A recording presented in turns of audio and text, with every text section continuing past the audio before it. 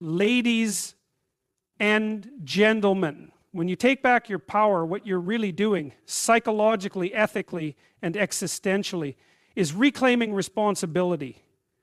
This isn't just a nice slogan. It's not a self-help cliche. It's a transformation that fundamentally changes your orientation to the world and to yourself. The narcissist, whether in your personal life, workplace, or even in your family system, thrives on one particular condition: that you abandon responsibility for your own well-being. They rely on your confusion, your need for validation, your tendency to self-sacrifice, and above all, your willingness to let someone else define your reality. But the moment you begin to assume responsibility for your own suffering, you shatter the very foundation upon which their power has been built. This responsibility, in this sense, isn't about taking the blame for what happened to you. That's a distortion. Rather, it's the decision to no longer outsource your emotional responses, your values, or your goals to someone else, especially someone who distorts truth to serve themselves. A narcissist creates a psychological ecosystem in which you slowly lose track of what's real. You begin to question your memory, your emotional responses, even your worth, and that erosion of identity is exactly what gives them leverage. But when you reverse that process, when you say, no, I will not deny what I see, I will not betray what I feel, I will not participate in a lie to keep the peace, you begin to reclaim your psychological sovereignty. Taking back your power starts with small acts. You start to identify where you've been manipulated into silence, where you've tolerated boundary violations in the name of keeping the relationship stable. You start to look at the cost of that stability, how it came at the expense of your self-respect, your health, your purpose. And then you begin to realize the real damage wasn't just in what they did, it was in what you gave up to make it all work. That realization is painful. But it's also the beginning of liberation. The narcissist, for all their grandiosity, is deeply dependent on others to validate their sense of control. They are, ironically, powerless without a host, someone to mirror back the inflated self-pinion, someone to absorb the blame, someone to manipulate. So when you stop playing that role, when you say, I am responsible for my choices and I will no longer let fear dictate them, the narcissist is confronted with a profound threat. Your independence, your refusal to play the game reveals the shallowness of the game itself. This is why reclaiming your power terrifies them. Because your power is not aggression, not arrogance, it's integrity. It's the quiet, steady courage to live in alignment with truth, even when it's inconvenient, even when it means loss. That kind of responsibility creates stability within you. And that internal stability makes external control impossible. The narcissist cannot manipulate someone who knows what they value, who knows what they're willing to tolerate, and who refuses to bend to emotional coercion. They may try harder, becoming more erratic, more desperate, but you'll see it for what it is, an extinction burst, not a sign of strength. This journey isn't easy. There's grief involved, because reclaiming your power often means walking away from relationships or roles you once thought you couldn't live without. But you begin to see that those attachments were built on illusions.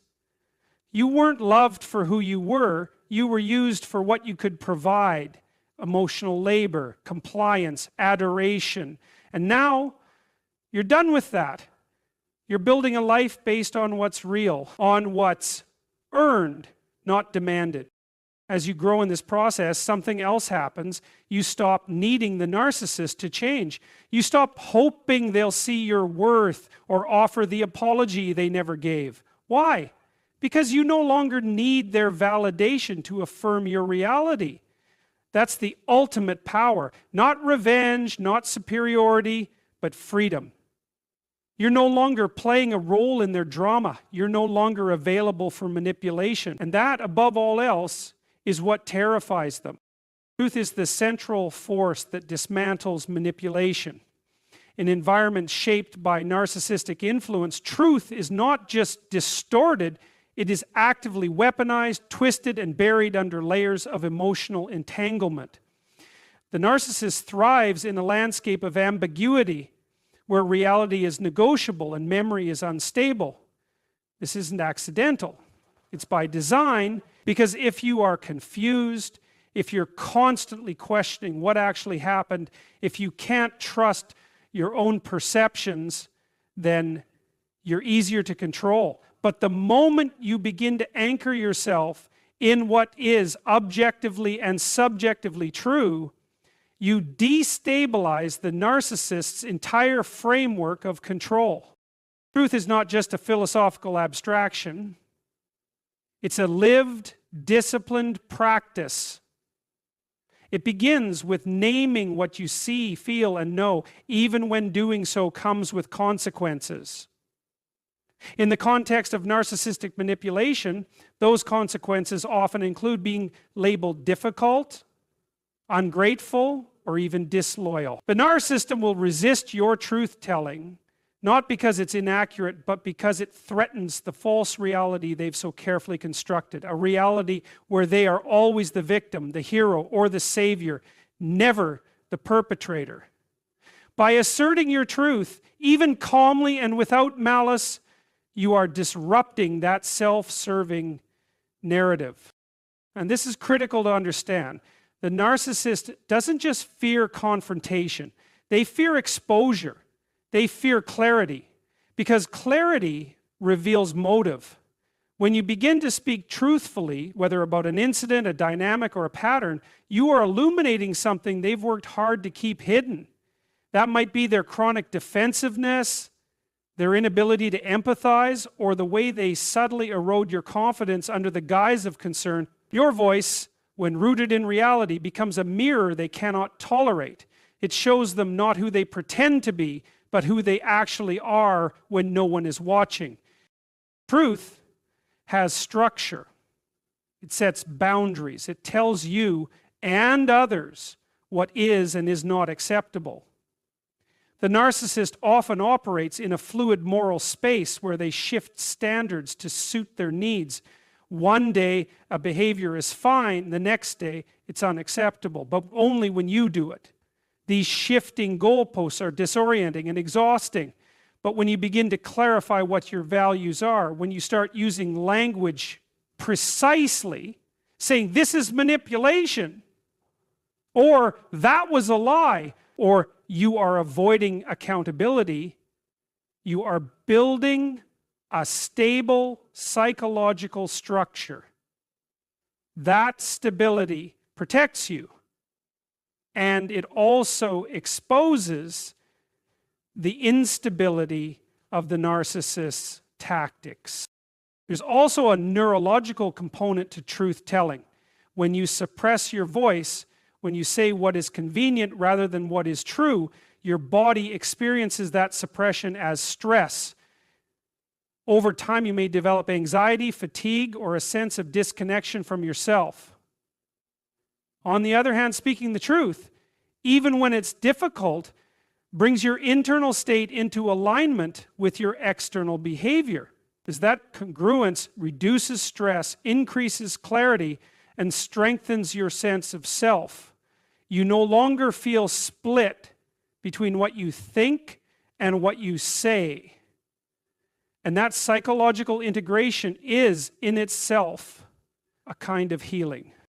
The narcissist cannot survive in an environment where people name things accurately. They rely on euphemisms, deflection, and false equivalencies. When you call things what they are, when you say, that's gaslighting, or that's not an apology, that's deflection, you pierce the veil.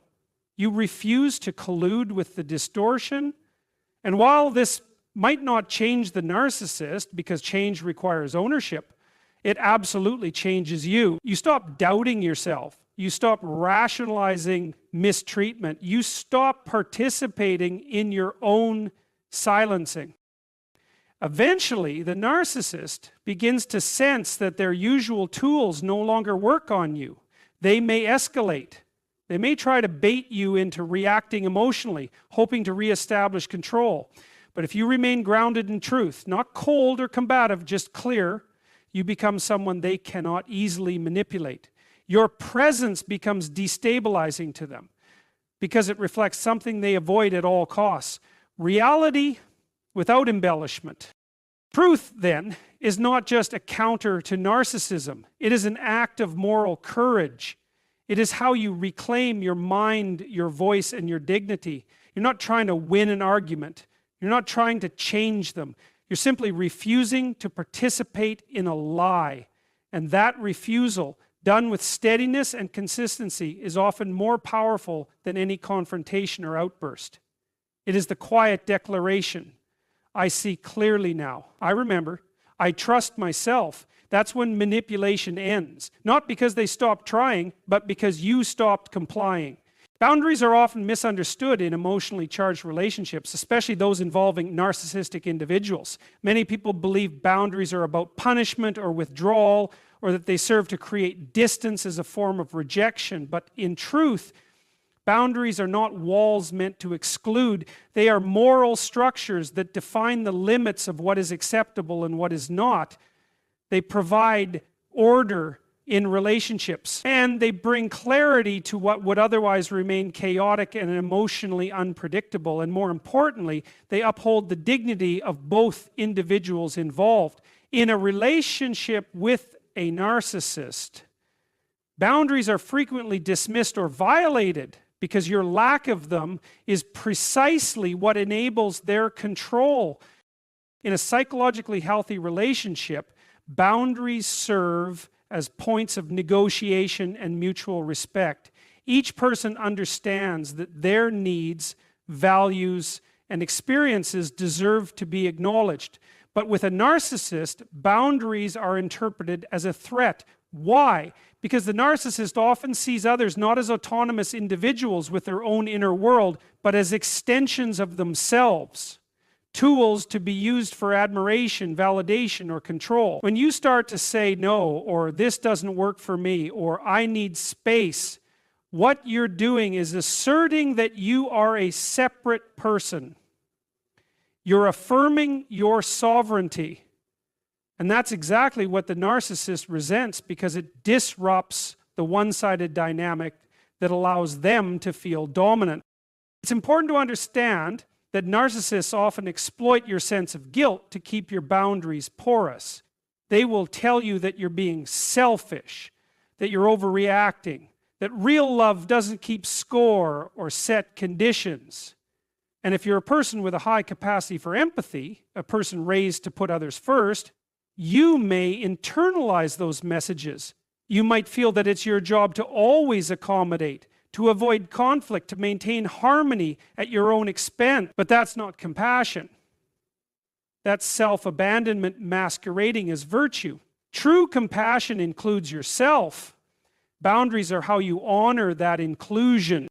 And what makes setting boundaries with a narcissist so difficult is the emotional manipulation that often follows. When you draw a line, they don't just ignore it, they test it repeatedly. They may try to guilt you, charm you, provoke you, or turn others against you. Their aim is to make the boundary feel more painful than the original problem you were trying to protect yourself from. And this creates a psychological trap. You begin to question whether the boundary was worth it, whether it's easier to just go back to how things were. But that feeling is precisely the result of their coercive behavior. The boundary is not the problem. Their reaction to it is. Over time, you learn that boundaries are not just reactive measures. They are proactive tools for living in alignment with your values. A boundary says, this is the kind of treatment I accept. This is how I expect to be spoken to. This is how I protect my time, my energy, and my emotional well-being. It's a standard, not a threat. And it requires consistency. You cannot set a boundary once and expect it to be respected forever, especially not by someone who sees your assertiveness as an inconvenience. You must reinforce it repeatedly with clarity and calmness, not because you are trying to dominate the other person, but because you are trying to protect your integrity. It's also essential to understand that some boundaries come with consequences. You might lose relationships. You might face backlash. People who benefited from your lack of boundaries will not celebrate your decision to establish them. But that discomfort is not a sign that you're doing something wrong. In fact, it's often an indication that you're finally doing something right. You are shifting the relational power dynamic. And while that creates friction, it also creates freedom. The narcissist fears boundaries because they remove the ambiguity they thrive on. They can no longer gaslight you into questioning your limits. They can no longer exploit your desire to be liked or accepted. Boundaries make you predictable to yourself, even if they make you less convenient to others. They restore a sense of psychological order that had been eroded over time. And most importantly, they remind you that love and connection are not about sacrificing your core self. They are about bringing your full self into the relationship with clarity and mutual respect. And establishing boundaries is not an act of war, it is an act of peace with yourself. It's how you say, I deserve to be treated as a whole person. And for those who cannot or will not respect that, especially those who manipulate, belittle, or violate you, your boundary is not just a statement. It becomes a decision to stop participating in patterns that diminish your worth and to begin creating a life rooted in personal truth, mutual respect, and emotional integrity. Would you like me to continue with the fourth keynote? The narcissist's power relies heavily on two things: chaos and compliance. These are not coincidental factors in a toxic dynamic. They are strategic mechanisms that keep you in a state of confusion and emotional paralysis. Chaos, in this context, refers to a psychological environment where meaning is unstable, rules are inconsistent, and your emotional reality is constantly undermined. Compliance, on the other hand, is your conditioned response to that chaos. You learn, often unconsciously, that it's easier to adapt to their expectations than to resist them. This adaptive behavior, while it may offer temporary peace, is ultimately what sustains the narcissist's control over you. In such a relationship, chaos doesn't necessarily mean open conflict or dramatic outbursts all the time. It can be subtle, even quiet. It looks like shifting moods, mixed messages, and the unpredictable alternation between affection and criticism. One day you're praised for something, the next day you're punished for the same thing. This emotional inconsistency keeps you off balance. You start second-guessing yourself. You become hypervigilant. Your nervous system remains in a near constant state of alertness, scanning for the next emotional landmine. And in this reactive state, you become easier to manipulate, not because you're weak, but because you're trying to maintain stability in an environment that actively resists it. The more confused you become, the more likely you are to comply, not out of agreement, but out of exhaustion. You begin to compromise on things that once mattered to you. You stay silent to avoid arguments. You apologize just to de-escalate tension, even when you're not at fault. These small acts of compliance accumulate over time, and the narcissist learns from them. They recognize what works, which guilt trips you respond to, which tones of voice trigger your appeasement, which emotional buttons lead you to retreat or give in. You're being conditioned slowly but surely to put their emotional regulation above your own truth. What makes this dynamic particularly difficult to escape is that it often masquerades as care or concern. The narcissist might frame their controlling behavior as love, I'm just trying to help you, or you'd be lost without me. They appeal to your need for connection while simultaneously undermining your autonomy. And because the line between help and control becomes blurred, you may start to internalize the idea that without their direction or approval, you cannot function. This belief, though false, becomes deeply embedded. It's how dependency is created, not through overt domination, but through a slow erosion of self-trust. But when you begin to untangle yourself from that confusion, when you gain clarity about who you are, what you value, and what you will no longer tolerate, you become unpredictable to the narcissist. This unpredictability isn't about erratic behavior. It's about no longer being emotionally available for manipulation. You stop responding to guilt the same way. You stop absorbing blame that isn't yours. You stop explaining and justifying yourself in the face of distortion. And this shift is deeply unsettling to someone who has built their sense of power on your compliance.